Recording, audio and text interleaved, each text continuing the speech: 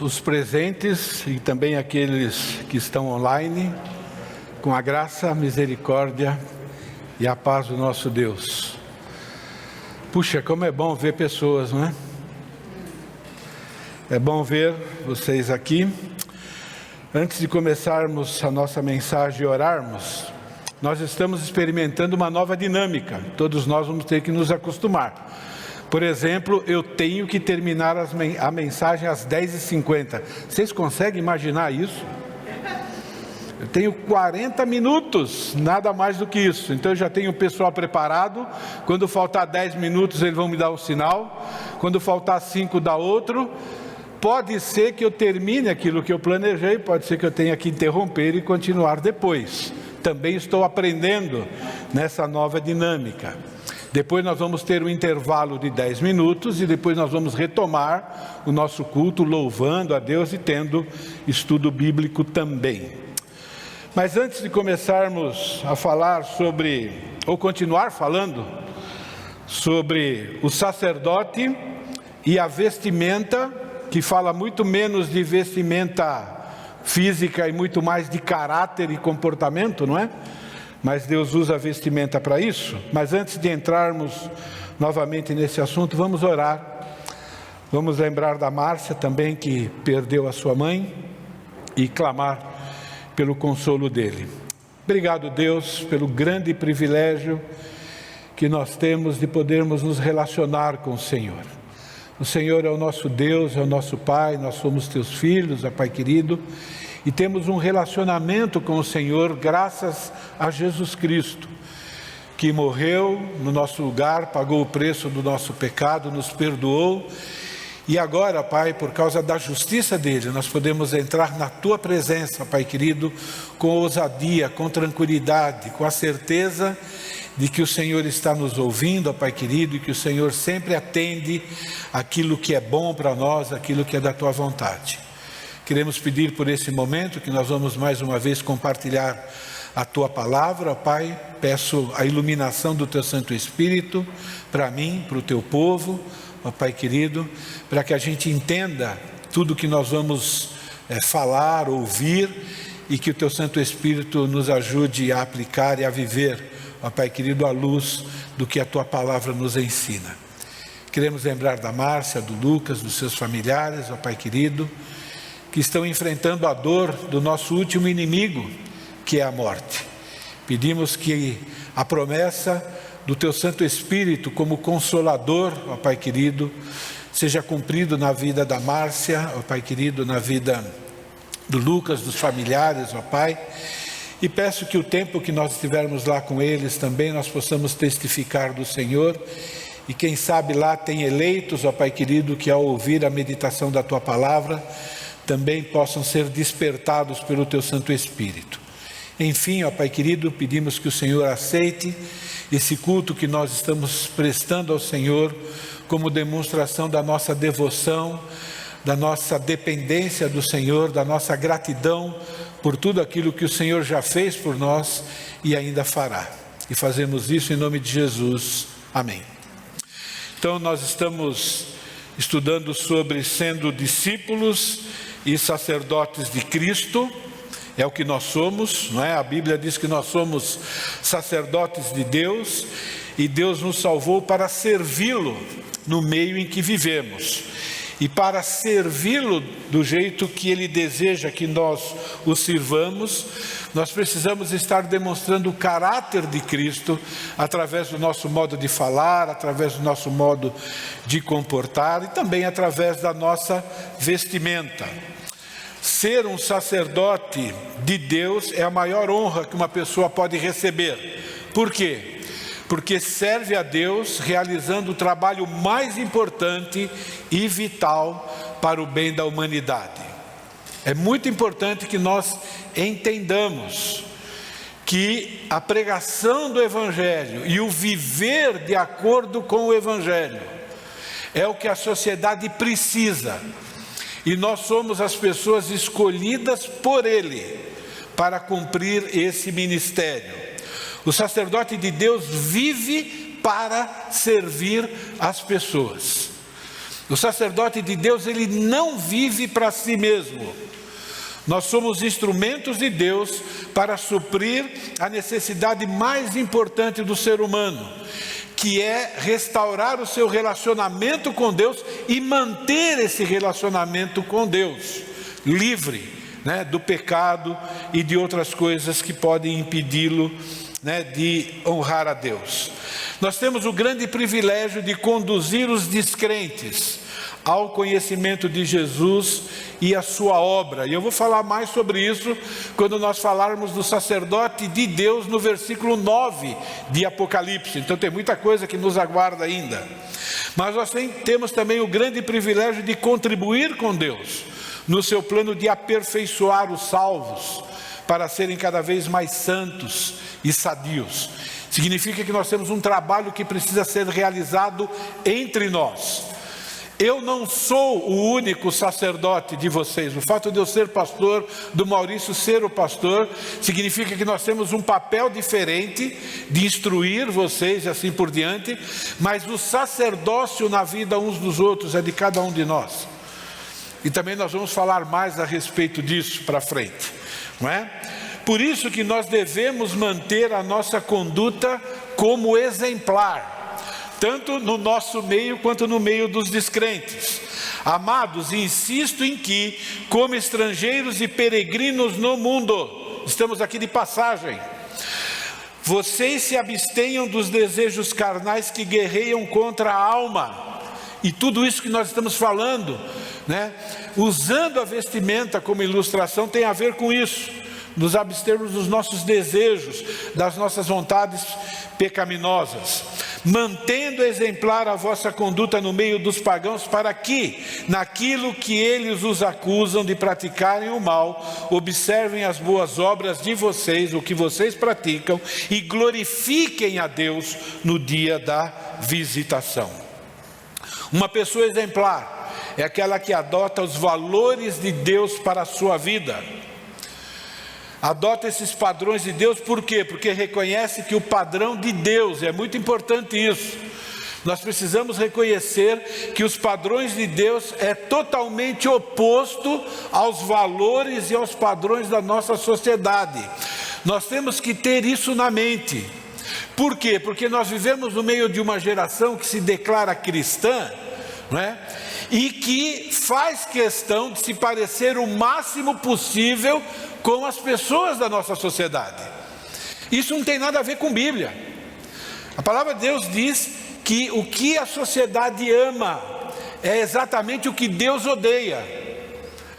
Então, nós temos que entender que ao sermos sacerdotes de Deus, os nossos padrões são diferentes do padrão da nossa sociedade, é contrário, não é? E reconhecer que viver conforme a vontade de Deus será visto e tratado como uma pessoa que causa transtorno. E estou preparando vocês para o versículo 9, na qual João foi preso por ser sacerdote, por ser um cidadão do reino. E nós vivemos uma sociedade que se ama tanto, e nós aprendemos com isso a nos amar tanto, que nós não queremos correr os riscos necessários para sermos sacerdotes de Deus. E para correr esse risco, nós temos que ter consciência de que nós estamos aqui e que ao cumprir o nosso ministério a gente vai transtornar o mundo. As pessoas vão achar que nós queremos virar o mundo de cabeça para o ar, e queremos mesmo, através do Evangelho. Então, ao vivermos conforme os princípios de Deus, nós iremos causar o mesmo transtorno que os primeiros cristãos causaram na sua época. Então, talvez nós teremos o privilégio, quem sabe, de ouvir a respeito de nós. E o dia que você ouvir isso a respeito de você por causa do Evangelho, solta rojão. Estes que têm transtornado o mundo chegaram até aqui. Então nós iremos realmente virar o mundo de pernas para o ar, à medida que nós demonstrarmos as qualidades morais que refletem o caráter de Cristo, que é o nosso sumo sacerdote.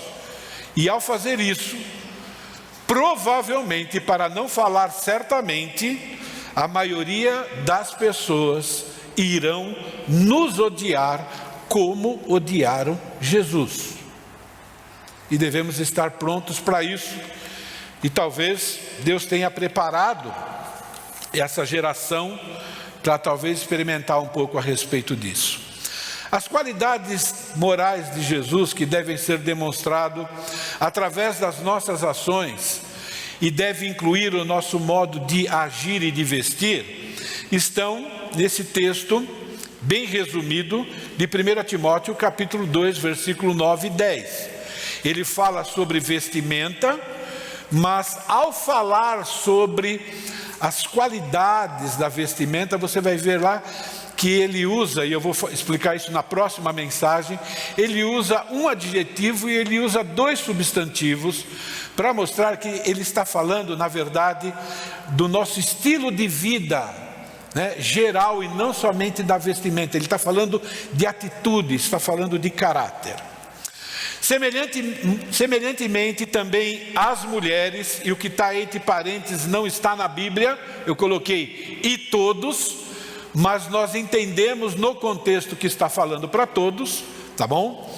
Então ele diz: semelhantemente também as mulheres e todos em roupa respeitável, com reverência e moderação, devem adornar a si mesmas, não com tranças de ouro ou com pérolas ou vestuário caro, o que convém às mulheres e todos que professam devoção a Deus por meio de boas obras. Então nós estamos cansados talvez de ouvir a verdade de que a vestimenta deve comunicar o que você é. E o que você é? Um imitador de Cristo. É isso que significa a palavra cristão. Pequenos cristos, não é? Como eu afirmei anteriormente, o assunto principal desse texto é o adorno. A vestimenta faz parte, e outras coisas também faz parte. E esse texto fala de comportamento, que também faz parte do adorno. Então não é apenas sobre roupa, não é apenas sobre tecido, não é apenas sobre relógio, não é apenas sobre brinco, é sobre tudo, não é? A roupa faz parte do adorno. Todas as nossas ações e motivações em relação à aparência. Então adorno tem a ver com a nossa aparência, a maneira como eu uso o cabelo, para quem tem, não é? A maneira como eu uso tudo, né, tem a ver com essa questão de adorno. Está tudo relacionado ao verbo adornar, tá bom? Se nós fôssemos resumir esse assunto, ou esse versículo, de forma positiva, tirando aquela parte não com, o ensino é esse: se adornem através de vestimenta respeitável, mas isso não basta, com reverência e moderação. Então, de novo, o assunto é o adorno. Então nós precisamos entender o significado do verbo adornar e as suas implicações no seu significado. Eu quero lembrar, irmãos, algo muito importante. Por quê? Porque hoje eu quero falar só dessa palavrinha, adorno, tá bom? Por que eu acho que é importante a gente entender só essa palavrinha, adorno, hoje? É muito importante que a Bíblia diz que Jesus veio na plenitude dos tempos. Isso é, Jesus veio a esse mundo no tempo pré-estabelecido por Deus, na qual Deus viu toda a humanidade dentro de um contexto, ou conduziu a humanidade toda para aquele contexto, para que inclusive a Bíblia fosse escrita na língua que foi escrita, isso é, na língua grega, na qual o mundo era regido por uma filosofia grega. Inclusive essa filosofia nós arrastamos até hoje. Quando você pega todas as religiões e tudo, você vai descobrir, né, que lá no meio da filosofia grega isso já existia, tá bom? E Deus escolheu para escrever o Novo Testamento nessa língua, usando as palavras naquele contexto, e muitas vezes nós temos que trazer para cá, para nós, esse contexto, tá bom?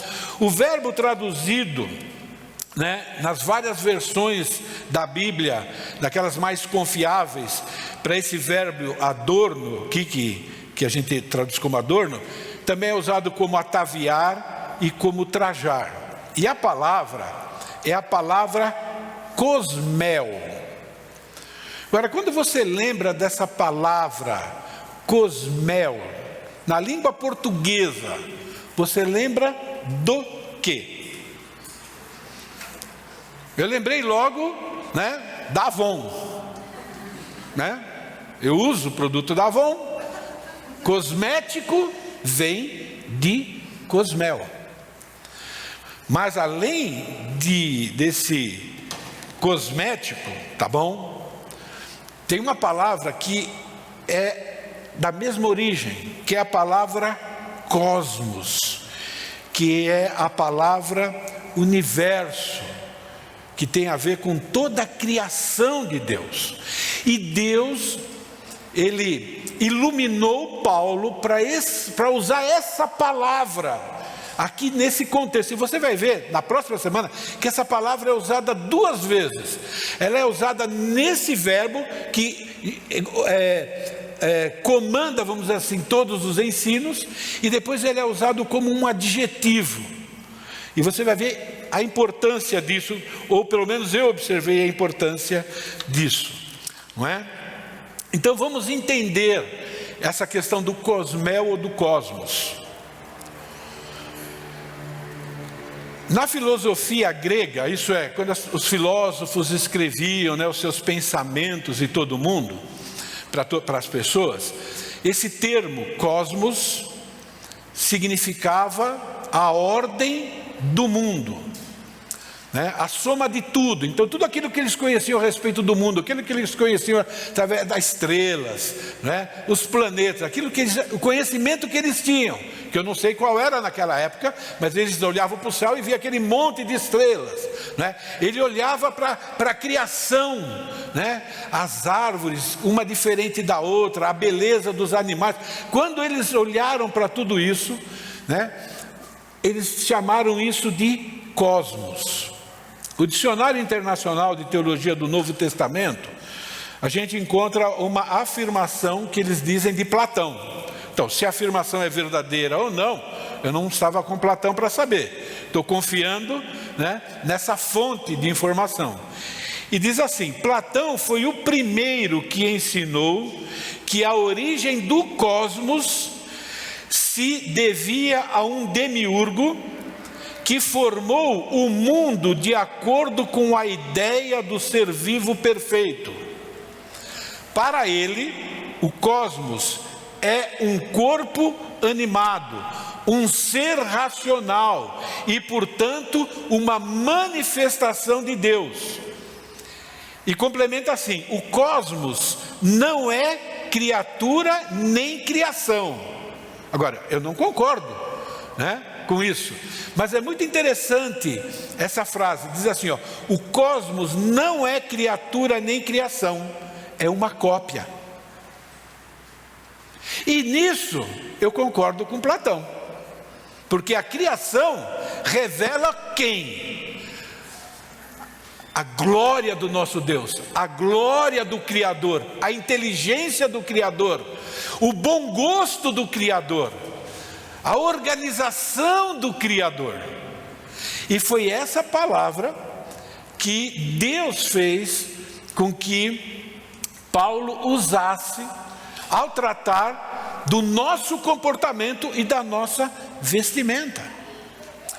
A maioria dos filósofos gregos concordavam que o universo revela uma ordem, uma organização, que é o oposto do caos.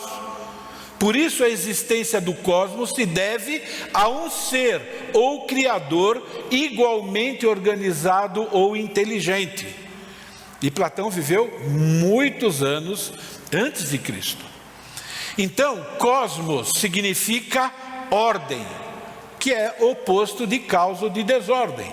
E esse verbo cosmel, que foi traduzido como adornar, significa basicamente colocar em ordem ou organizar.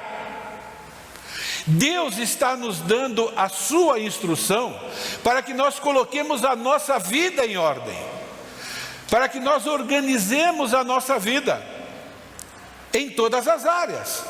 E ao escolher vestimenta ou comprar vestimenta, nós temos que seguir esse mesmo princípio. Crer que o universo é resultado de um caos, e nós sabemos que muita gente acredita nisso, né? Big Bang, né? E evolução e todas essas coisas, quer dizer, né? Acreditar que o universo veio de uma explosão é uma rebelião contra Deus. Como é uma rebelião contra Deus não aceitarmos os ensinos dele para a nossa vida em todas as áreas, inclusive nos princípios que regem a nossa aparência.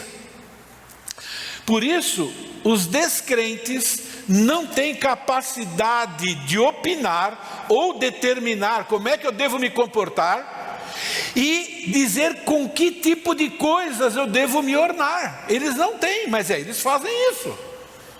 É interessante, na hora de escolher roupa, né? Muitas vezes a gente vai olhar para a moda. Bom, tudo bem, examinar e tudo, retende o que é bom.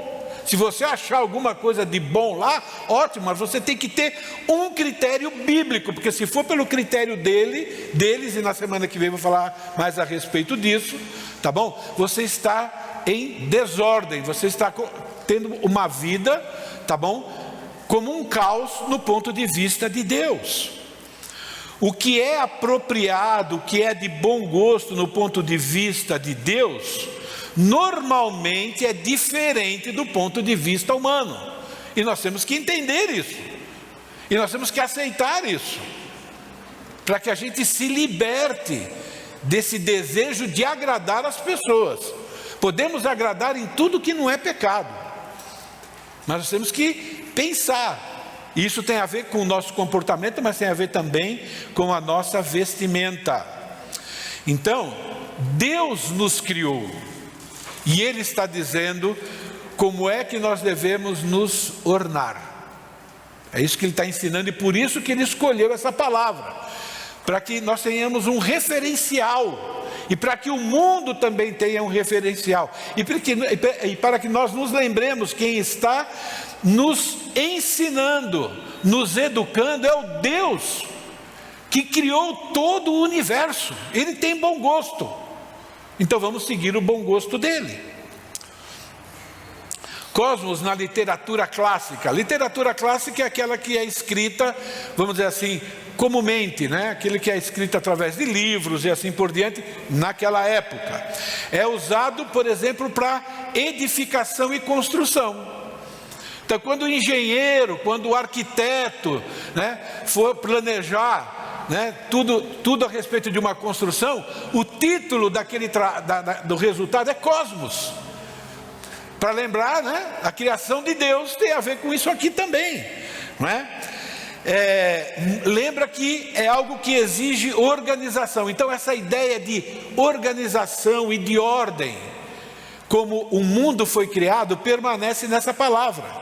Então todo planejamento que envolve construção é chamado de cosmos, né? Desde aquele projeto até a logística, os trabalhadores que têm que trabalhar em harmonia, o que faz primeiro e o que faz depois, e assim por diante, não é? Forma o cosmos. De vez em quando eu faço uma caminhada e a gente vê prédios altos, né? E aqui não, acho que lá perto do Shopping Galeria, então, tem um prédio enorme, e lá em cima tem um andaime pesado para carregar, sabe aqueles negócios, não é andaime não, como é que chama aqueles? Como é que chama? Isso, guindaste. Eu fiquei pensando, como é que colocaram isso lá em cima e vai subindo, e como é que eles vão tirar de lá? Bom, certamente eles têm uma logística, faz parte do cosmos para ser bem organizado, né? Às vezes a gente brincava, né? Quando a gente, lá em São Paulo, a Portuguesa de Desportos ainda existia, né? Então o pessoal brincava, né? Que lá no meio do campo da Portuguesa de Desportos, lá foi enterrado um trator, né? Porque usaram o trator para construir tudo em volta e depois não tinha como tirar o trator de lá, né? Isso é um caos, é uma coisa, né? Então, por que eu estou usando essa ilustração? Muitas vezes nós escolhemos um estilo de vida, não é? Com medo de que as pessoas riam de nós, e às vezes é o que Deus espera, que que nós adotemos para a nossa vida. E às vezes nós deixamos de adotar alguns padrões, preocupados com o que as pessoas vão pensar. E às vezes adotando os princípios de organização da nossa sociedade, que às vezes não é a mesma do nosso Deus. Mas voltando, então o significado básico é ordem, organização. A criação de Deus recebe o nome de cosmo, porque Deus está nos lembrando que Ele é o arquiteto, Ele é o engenheiro, Ele é o construtor, Ele é tudo. E se Ele criou o mundo do jeito que Ele criou, e Ele nos criou à sua imagem e à sua semelhança, então Ele é, entre aspas, competente para dizer para nós o que é bom e o que é ruim, o que pode e o que não pode, no que se refere a comportamento e no que se refere à vestimenta. Para Deus, a nossa vestimenta, cosméticos, acessórios, precisa ser respeitável, com reverência e moderação. E sobre isso eu vou falar na próxima semana. Cosmel agora é usado no Novo Testamento com o conceito de pôr ou manter em ordem. Então, olha, essa é, vamos dizer assim, a essência dessa palavra ornamento. Primeiro você tem que pensar em ordem. Primeiro você tem que pensar naquilo que é organizado. A beleza vem em segundo plano, ele vem, mas primeiro isso, não é? Não adianta sermos como os fariseus, sepulcros caiados, não é? Por fora você bem arrumadinho e tal, e por dentro tudo em desordem. Não é? Então, vocês lembram desse ensino de Jesus a respeito de nos mantermos alertas em relação à sua volta? Ele usa aquela figura daquelas mulheres, aquelas virgens, não é? Com as suas candeias e com lamparinas. Então todas as virgens acordaram e prepararam, isso é, cosmel, suas candeias. Então, nesse contexto aqui, ó, deixar aquelas lamparinas em perfeita ordem, em perfeitas condições de funcionamento, com a quantidade de óleo adequado, pronto para ser aceso, significa cosmos, significa cosmel. Então, Deus usa o termo cosmos aqui, em relação à vestimenta e acessórios, para nos lembrar que Ele é o Criador do universo. Portanto, Ele é competente para determinar, não é uma opção da nossa parte. Ele está determinando os princípios de organização para a vida, os princípios de beleza, o que é bonito e o que não é, e esse princípio de harmonia que a gente vê no universo, também na nossa vida e também na nossa vestimenta. Algumas implicações. Deus precisa ser seu instrutor sobre o que usar e como usar a vestimenta e acessórios, de forma ordeira, harmoniosa, no ponto de vista de Deus, e não conforme os ídolos do nosso coração. Vou dizer uma coisa para você. No mundo existem dois instrutores básicos: Deus e o diabo. Só isso. E o mundo é composto por dois grupos de pessoas: aqueles que são filhos de Deus e aqueles que não são, que a própria Bíblia ensina que são filhos do diabo. É difícil de ouvir isso, mas é o que a Bíblia diz. Não posso deixar de falar isso. Se Deus não for o instrutor sobre a sua aparência, sobre o seu comportamento, outra pessoa é. Isso é uma idolatria. Talvez seja você mesmo, idolatria. Só que você está sendo dirigido por alguém, ou você está sendo dirigido por Deus, ou pelo inimigo das nossas almas. Segunda implicação: Deus ensina que devemos ter e usar a vestimenta e acessórios, mantendo de forma bem organizada, adequada e prontas para uso. Se aquelas lamparinas lá não ia dar nada certo. O que nos ensina também essa palavra adorno? É o ensino para homens, é o ensino para mulheres, é o ensino para solteiro, é o ensino para casado, para jovens e crianças. Todos nós devemos aprender a fazer a nossa parte em manter, por exemplo, um vestuário adequado, bem guardado, protegido das intempéries. Por quê? Porque ter uma vida bem organizada e você proteger bem o que você tem, você vai evitar desperdício de tempo, desperdício de dinheiro e outros desgastes, porque estamos sendo relaxados. Isso significa ou implica em pecados de ter uma vida bagunçada, pecados de avareza, outras atitudes pecaminosas que estão envolvidos nisso. Normalmente, quando a gente conversa com alguns pais, a gente ouve essa frase: o quarto do meu filho ou da minha filha é um buraco negro. Deus escolheu esse termo para lembrar dessa realidade, não é? Então, se o seu quarto, o seu armário é um buraco negro, você precisa observar a criação de Deus. Observe isso, não é? A criação de Deus, mesmo manchada pelo pecado, pelos estragos que o próprio ser humano tem causado ou tem feito, ainda continua revelando uma criação harmoniosa, bela e bem estruturada. Maiores detalhes a respeito disso, vocês falam com a Fabi, tá bom? A Fabi pode ajudar vocês nessa questão aqui de se organizar bem a casa, tá bom? E aí, né, colocando tudo, a nossa vida em ordem, inclusive a nossa vestimenta. Fabi, propaganda de graça, tá bom?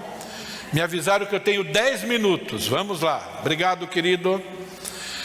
O verbo cosmel também é usado no Novo Testamento para descrever a organização e aparência das coisas.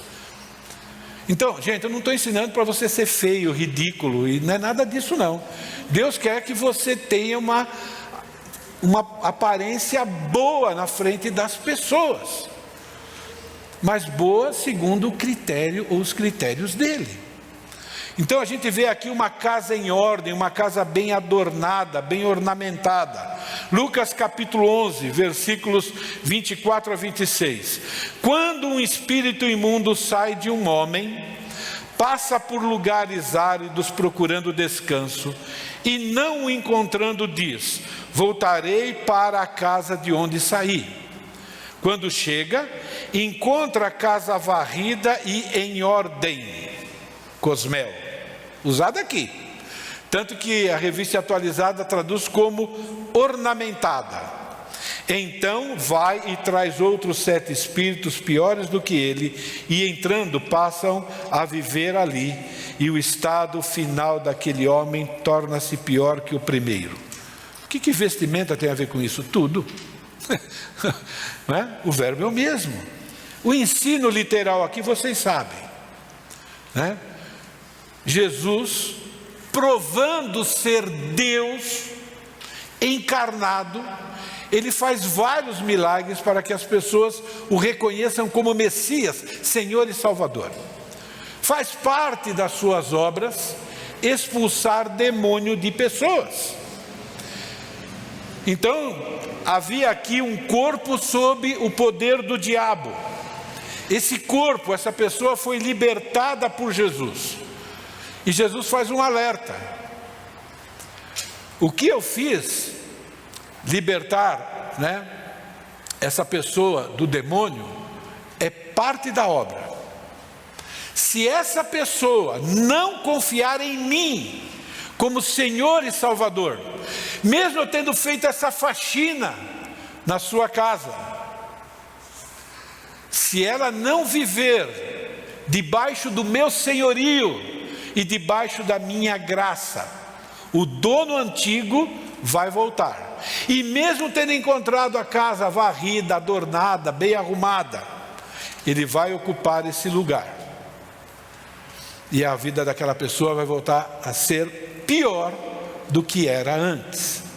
Então ele ilustra essa libertação do corpo de demônios com uma casa que foi limpa, foi colocada em ordem e foi adornada. Quando a gente vê casa adornada, inclui o quê? Inclui, em primeiro lugar, uma casa bem organizada, uma casa simples, mas estando limpinha, já é adorno no ponto de vista de Deus. Não significa que você não pode ter outras coisas, pode, mas precisa estar muito bem organizados, né? Para ser usada de forma adequada, ok? Implicação: o nosso adorno em relação à vestimenta e acessórios e a nossa vida deve refletir o senhorio de Jesus em nossa vida. Caso contrário, voltaremos a refletir o senhorio do diabo através da nossa vida e através da vestimenta. Eu não sabia, mas até 1983, se eu não me engano, eu era filho do demo e vivia debaixo do senhorio dele. Eu fazia aquilo que agradava a ele. Conheci Jesus, e Jesus agora é o meu Senhor. E agora eu preciso refletir esse senhorio. E quando eu não estou refletindo o senhorio de Jesus, eu estou refletindo o senhorio do inimigo. Não existe muro. Não existe, aqui, nessa área aqui não existe originalidade. Nenhum ser humano é original, 100% original. Ou ele está seguindo a instrução de Deus, ou ele está seguindo a instrução do diabo. Ou Deus é o arquiteto dele, ou o diabo é o arquiteto dele. Não tem jeito. É muito importante isso, não é? Então nós sempre estamos seguindo um de dois senhores. A boa notícia, para não falar que ela é excelente, não é? É que Jesus oferece uma roupa adequada para aqueles que recorrem a Ele arrependidos dos seus pecados. Uma irmãzinha mandou esse texto para mim. Não é que serviu? Dou-lhe este conselho: compre de mim ouro refinado no fogo, e você se tornará rico. Compre roupas brancas e vista-se para cobrir a sua vergonhosa nudez. Lembra desde a primeira mensagem que Deus fez questão de usar a vestimenta como símbolo de relacionamento com Ele, símbolo de vida nova, e agora vestes brancas é o símbolo daquilo que nós vamos ser em toda a eternidade, para cobrir a sua vergonhosa nudez, para cobrir o pecado. Compre colírio para ungir os seus olhos e poder enxergar. Repreendo e disciplino aqueles que eu amo. Por isso seja diligente, arrependa-se. Eis que estou à porta e bato. Isso aqui é para crente, não é para descrente. É Deus batendo na nossa porta, querendo colocar a nossa casa cada vez mais em ordem, a nossa vida cada vez mais em ordem, e a nossa vestimenta cada vez mais em ordem. Eis que estou à porta e bato. Se alguém ouvir a minha voz e abrir a porta, entrarei e cearei com ele e ele comigo. Nós vamos ter o relacionamento. O relacionamento vai continuar existindo.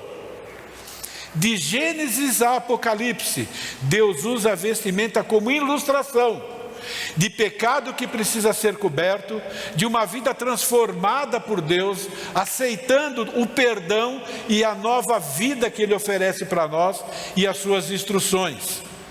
Mas também a vestimenta é símbolo de rebeldia ou arrependimento. A vestimenta é o símbolo também de estarmos aceitando os ensinos de Deus ou rejeitando os ensinos de Deus. Outro texto, o vencedor, e a Bíblia diz que todo filho de Deus é mais do que vencedor. O vencedor será assim vestido de vestiduras brancas, e de modo nenhum apagarei o seu nome no livro da vida, pelo contrário, confessarei o seu nome diante de meu Pai e diante dos anjos.